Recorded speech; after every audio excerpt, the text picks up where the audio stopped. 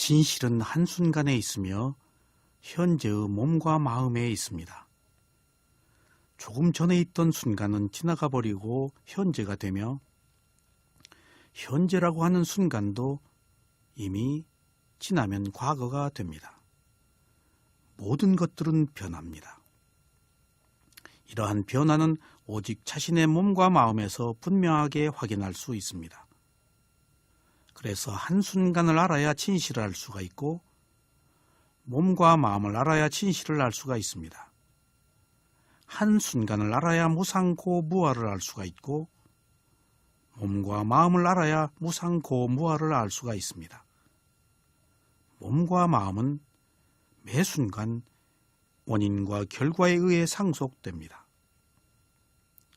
원인과 결과를 알아야 존재하는 것들의 일반적 속성인 무상, 고, 무아를 압니다. 이러한 법들을 알아야 탐욕과 성냄과 어리석음의 번뇌가 불타버리는 열반에 이릅니다.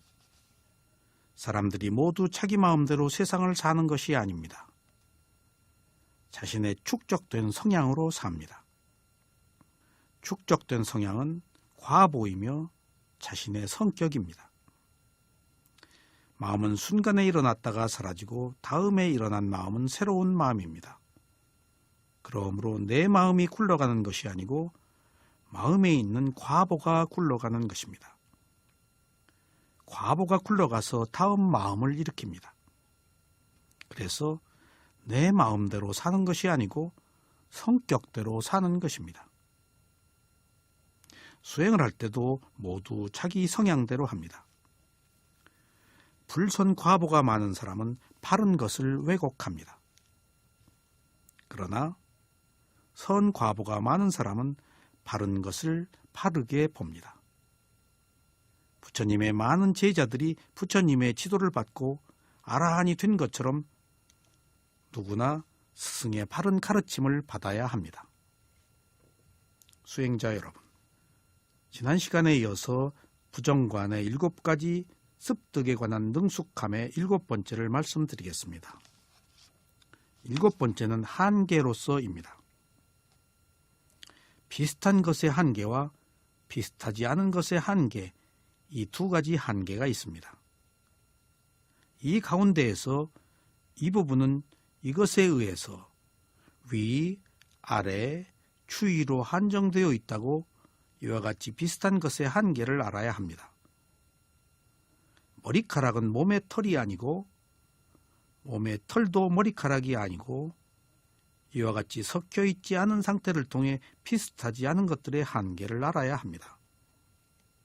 이와 같이 스승이 7가지 습득의 능숙함을 설명할 때 명상 주제는 어떤 경에서 오는 혐오의 관점에서 설했고 어떤 경에서는 요소의 관점에서 설한 사실을 알고 설명해야 합니다.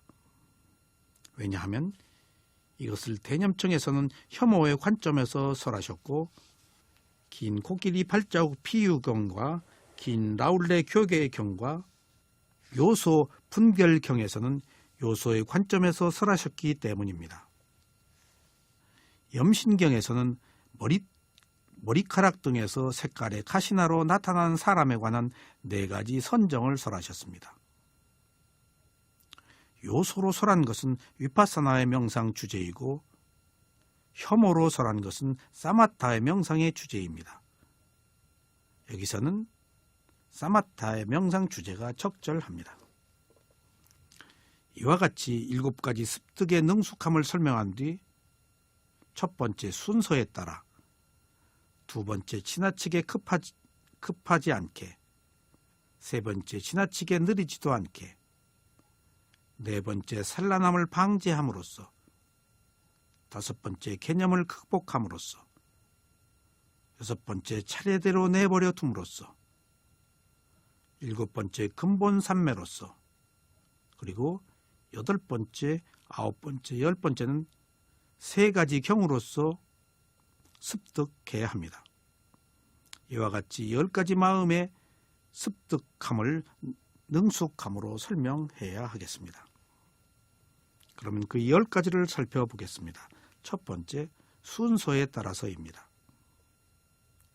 이 32가지를 톡송할 때 순서에 따라서 마음으로 숙교해야지 32가지 부분들에서 단 하나라도 빠뜨려서는 안 됩니다. 마치 익숙하지 않은 사람이 32단의 사닥다리를 중간에 한 단계씩 걸러서 올라갈 때 몸이 지쳐 다 올라갈 수 없듯이 부분들을 빠뜨리고 마음으로 숙고할 때 수행을 성취하여 얻어야 할 만족을 얻지 못하기 때문에 마음이 피로하여 수행을 성취할 수가 없습니다. 그렇습니다. 제가 미얀마에서 수행을 할 때 아랫배 호흡에 일어남과 꺼짐을 분 뒤에 앉음 다음을 합니다. 일어남, 꺼짐, 앉음 다음을 합니다. 그런 뒤에 이러한 지루함을 막기 위해서 일어남, 꺼짐, 앉음 오른편 다음, 일어남, 꺼짐, 앉음 왼편 다음. 이때 다음은 무릎을 말합니다. 그런 뒤에 일어남, 꺼짐, 앉음 오른편 다음, 일어남, 꺼짐, 앉음 왼편 다음을 한 뒤에 일어남, 꺼짐, 앉음 오른발 다음, 일어남, 꺼짐, 앉음 왼발 다음, 그리고 다시 일어남, 꺼짐, 앉음 오른손 다음, 일어남, 꺼짐, 앉음 왼손 다음이라고 몸의 특정한 부분을 선택해서 계속 입으로 외우거나 마음으로 알아차립니다. 이때 집중력이 부족한 사람은 일어남, 꺼짐, 앉음 오른 무릎, 오른발 다음, 일어남, 꺼짐, 앉음 왼발 다음 할 때 다음 순서인 일어남, 꺼짐, 앉음 오른손 다음을 잊어버립니다. 그러면은 일어남, 꺼짐, 앉음 오른손 다음을 할 때 오른발 다음을 하거나 다른 곳을 선택하면은 이때 집중력이 떨어진 것입니다. 그럴 경우에는 다시 시작을 해야 합니다. 그러면은 다시 시작이 거듭되고 또 거듭되고 거듭되면서 집중력이 더 가중되는 것입니다. 그래서 순서에 따라서 대상을 톡송한다는 것은 매우 중요합니다. 여기서 단 하나라도 빠졌다는 사실은 수행자의 집중력이 결여되어 있다는 사실입니다. 두 번째, 지나치게 급하지 않고 라는 귀절이 있습니다. 순서에 따라 마음으로 숙고를 할 때에도 지나치게 급하게 해서는 안 됩니다. 마치 어떤 사람이 삼유순의 길을 따라서 나아가야 할 길과 피해야 할 길을 추시하지 않고 100배나 더 빠른 속도로 다녀왔을 때 비록 여행은 마쳤다고 하더라도 다시 여행을 할 때는 참으로 다시 물어본 후에라야 여행을 할 수 있을 것입니다. 이와 같이 지나치게 급하게 마음으로 숙고를 할 때는 비록 명상 주제의 끝에 이르렀지만 명료하지 않고 수승함을 가져오지 못합니다. 그러므로 너무 급하게 마음으로 숙고해서는 안 됩니다. 그렇습니다. 위파사나 수행은 거북이와 토끼의 경주와 같습니다. 토끼가 빠르지만 자기 속도를 유지하는 거북이가 결국 승리한 것처럼 속도가 중요한 것은 아닙니다. 대상을 알고 대상을 있는 그대로 보는 것이 중요하지 빠르게 외우는 것이 중요한 것은 아닙니다. 세 번째, 지나치게 느리지도 않으며 그렇습니다. 지나치게 급해서도 안 되겠지만 지나치게 느려서도 안 됩니다. 지나치게 급하게 하지 않듯이 지나치게 느리게 해서도 안 된다는 것은 하루에 삼유순의 길을 여행하고자 하는 사람이 길 도중에 나무와 산과 호수 등에서 빈둥빈둥 시간을 보낼 때 그는 도착지에 이를 수가 없고 이틀이나 사흘이 지난 후에 도착할지도 모릅니다. 이와 같이 지나치게 느리게 마음으로 숙고할 때는 명상의 주제의 끝에 이를 수가 없고 수승함을 증득하는 조건이 성숙될 수가 없습니다.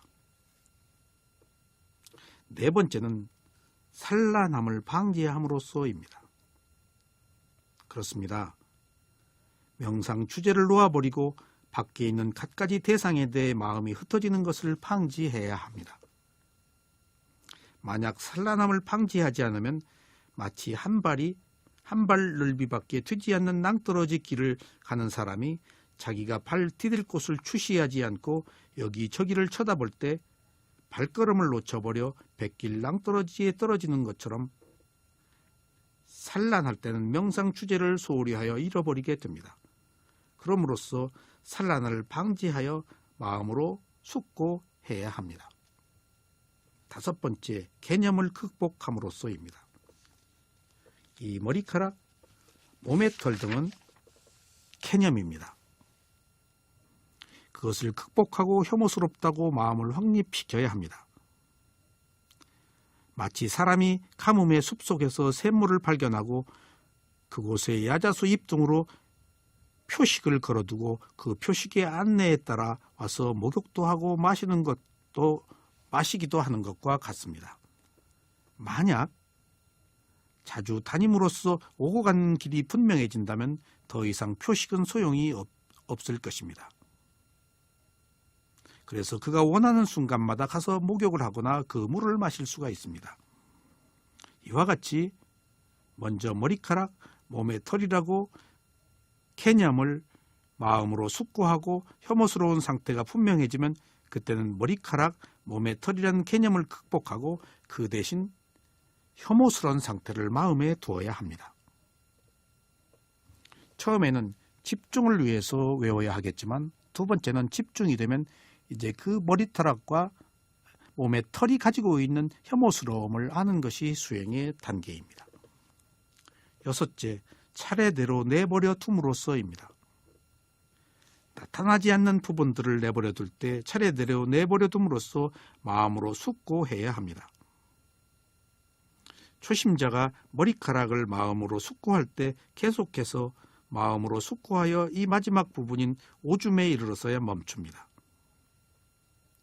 오줌을 마음으로 숙고할 때 계속해서 마음으로 숙고하여 이 처음 부분인 머리카락에 이르러서 머뭅니다. 이와 같이 계속해서 마음으로 숙고할 때 어떤 부분들은 나타나고 어떤 부분들은 나타나지 않습니다. 머리카락 외울 때 사실 오래 외우면 머리카락이라는 표상이 뜹니다. 그러나 뜨지 않고 외울 수도 있고 표상을 가지고 외울 수도 있습니다. 수행자들은 분명한 표상을 선명하게 보는 것이 훨씬 집중력을 더 얻는 것입니다. 그러므로 나타나는 부분에 대해서는 먼저 마음으로 숙고하는 일을 해야 합니다. 두 부분이 나타날 때 그 중에 더 명료하게 나타나는 것 하나를 마음으로 숙고해야 합니다. 이와 같이 나타나는 것에 계속해서 마음으로 숙고를 해서 근본 삼매를 일으켜야 하겠습니다. 일곱 번째는 근본 삼매로서입니다. 근본 삼매에 드는 부분으로서 머리카락 등의 각각의 부분에 대해서 근본 삼매에 든다고 알아야 합니다. 이것이 여기서 나타나고자 하는 것입니다. 수행자 여러분, 머리카락 하나를 정확하게 겨냥하고 지속적으로 독송한다면 머리카락 하나에서 근본 삼매를 얻을 수가 있습니다.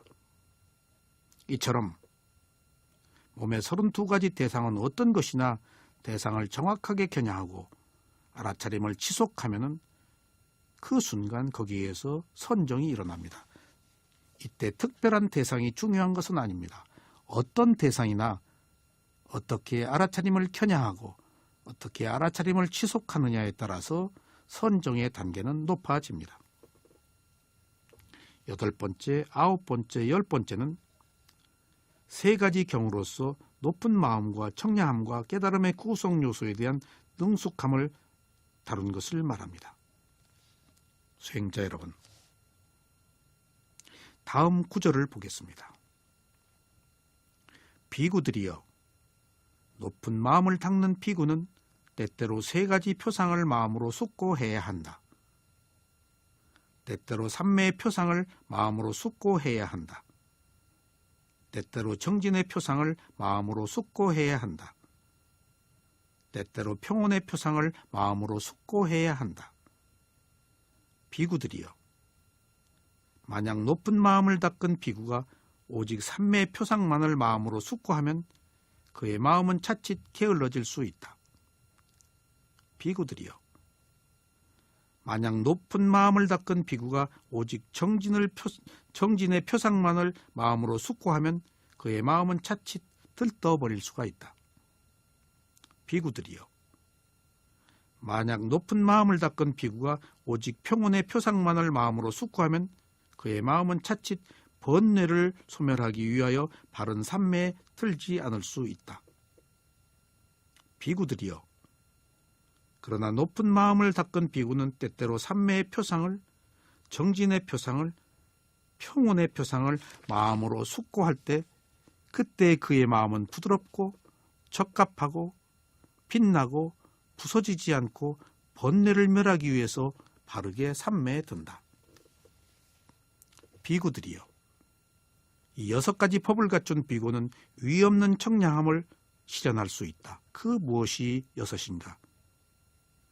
여기 비구는 마음을 절제해야 될 때 절제하고, 마음을 분발해야 할 때 분발하고, 마음을 기쁘게 해야 할 때 마음을 기쁘게 하고, 마음을 평온하게 해야 할 때 마음을 평온하게 하고, 수승한 도가로 기울이고 열반을 즐거워한다.